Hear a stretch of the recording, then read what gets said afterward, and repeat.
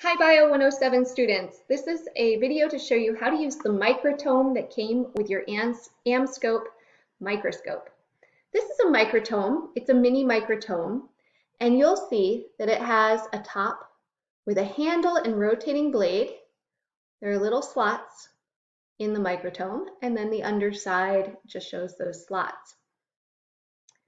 Using a microtome helps you to make a very thin slice for microscopy. You can also use a razor blade or a nice kitchen knife. Serrated knives don't work as well as straight blades because the serrations make thick and thin parts to your microscope specimens.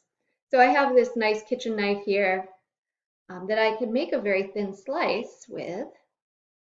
And the slice you want the slice to be translucent so the light from the microscope base can shine up through the stage hole, through the microscope slide. The light can be transmitted through your specimen, through the cover slip, and eventually go up into the body tube. Now, you can make a good slice, the blade, a razor blade, or you can try this. And even if this doesn't work for you, it's a great thing to try out. Microtomes come in different styles, and this mini microtome is a very simple one. If you look for other YouTube videos on how to use a microtome, you'll see the different styles that are out there.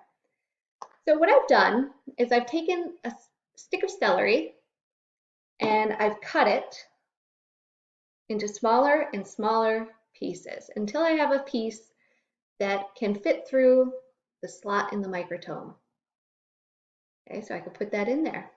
And then what you do is, while holding it, you can rotate the blade around and make a slice of celery. This works great for stems, pieces of fruit, if that's what you're looking at, maybe onion.